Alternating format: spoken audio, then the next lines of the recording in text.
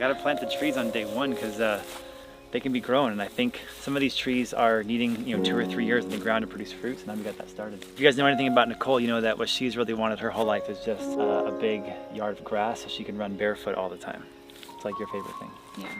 So well, I just play. Whoa, you're not pregnant anymore. Oh.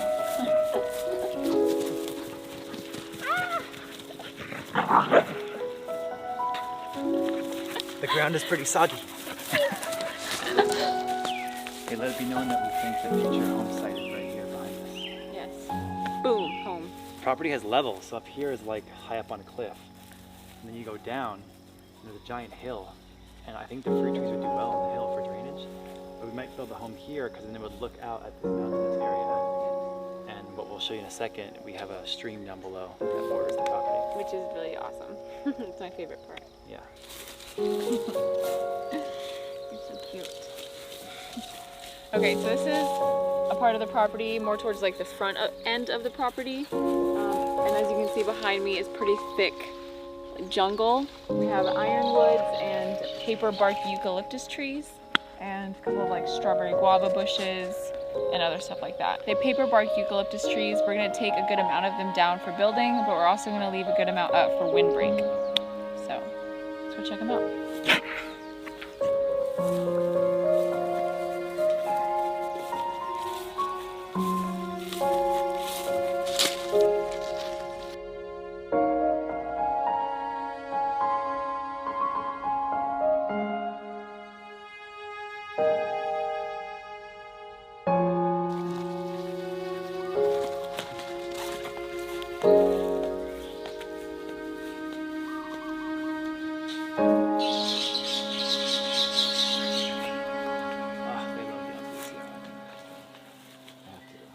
Hey, welcome to Moe Uhane Dream. Hey.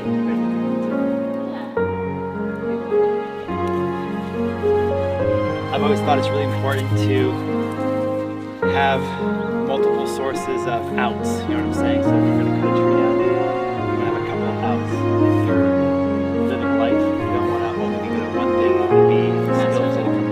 Yeah, besides family, the most important part of life, which is a home, a shelter, and a property.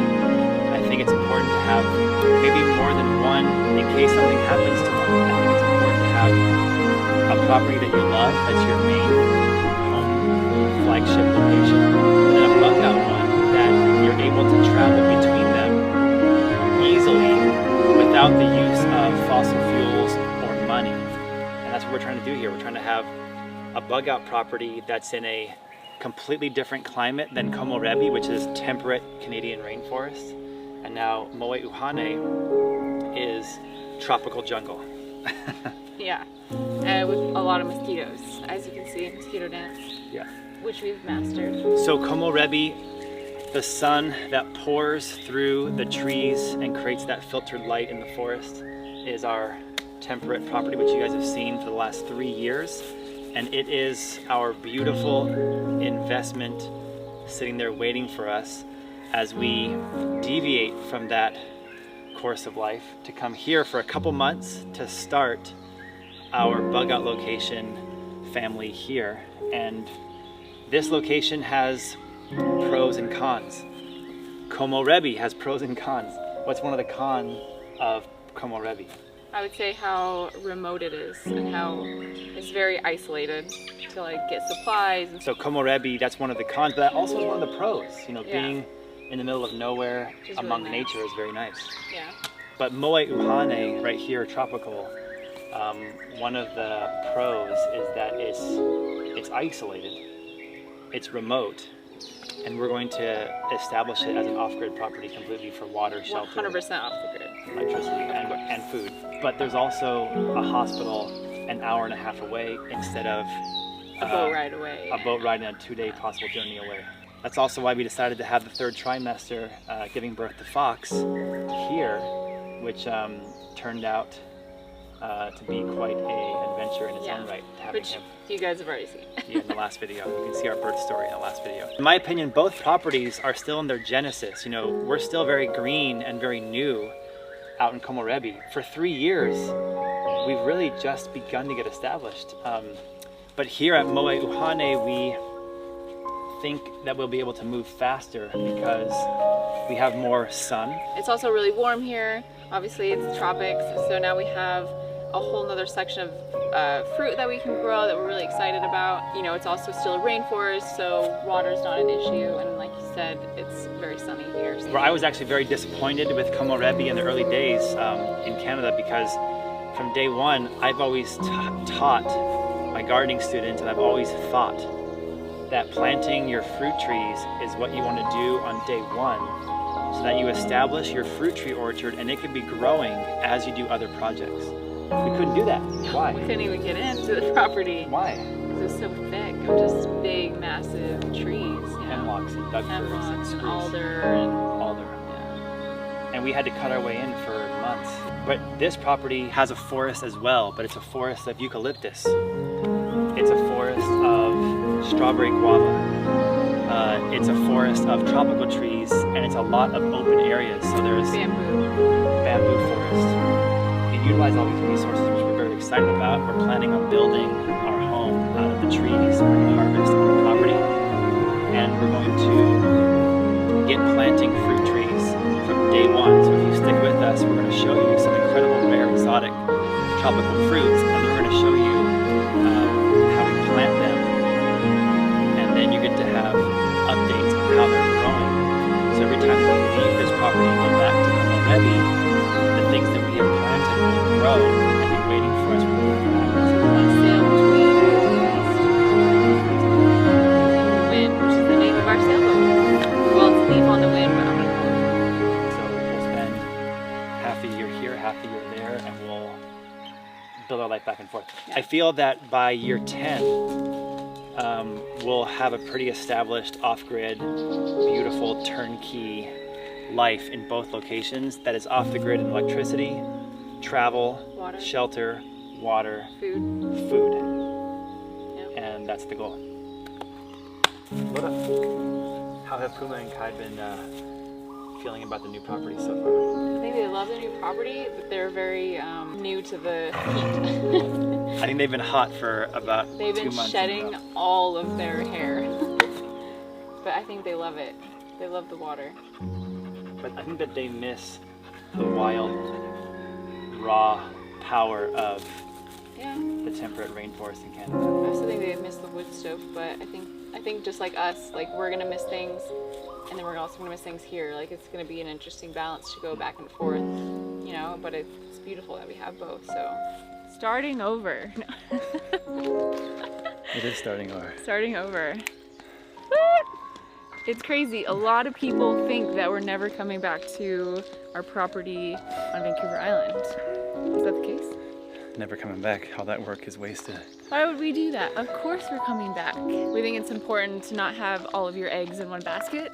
And we love gardening, and we really wanted to have a tropical food forest plus a temperate rainforest food forest. So it's always been our ultimate goal and our ultimate dream, and we're so excited to finally share it with you guys.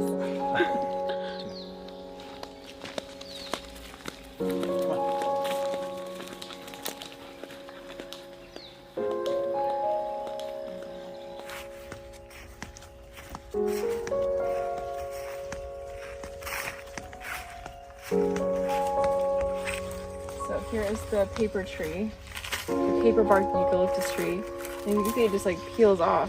I wish you guys can touch this because it feels so crazy. It feels like felt.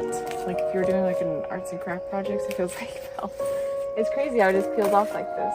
They're native to Australia. Here they're very invasive and they grow like weeds. They're gonna be a good resource for us. So, how interesting this peels off. So weird.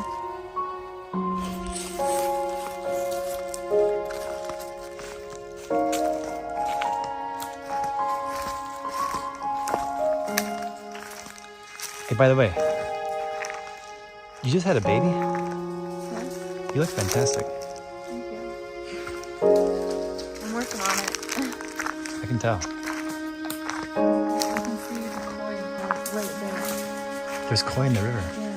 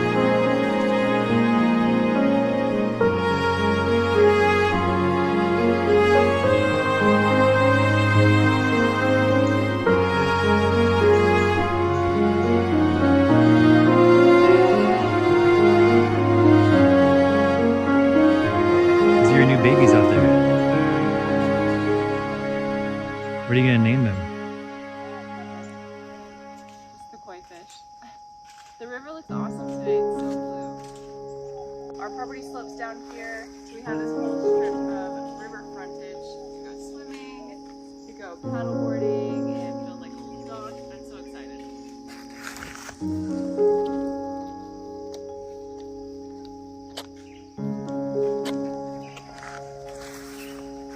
So the river is full of fish. It's very peaceful down here. It floods during the rainy season, and I can't wait to teach Fox how to swim down here and just have some fun. So the frontage goes all the way down. So our goal is to clear all this, kind of open it up, and have better access to the river.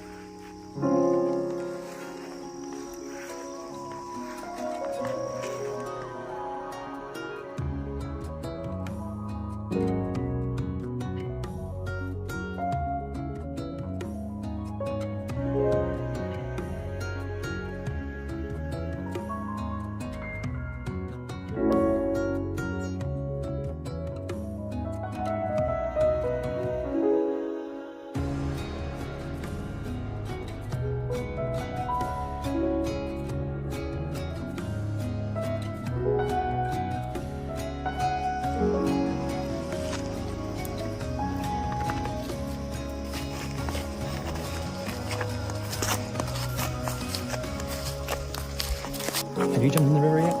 I haven't yet, no. I need to.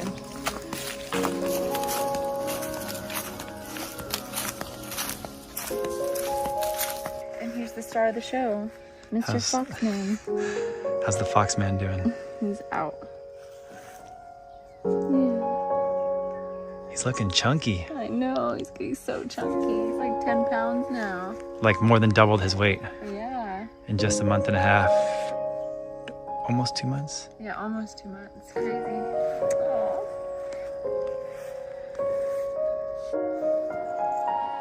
Yeah, he's looking pretty precious. Yeah. Every day he's full of like 8,000 different emotions. I know.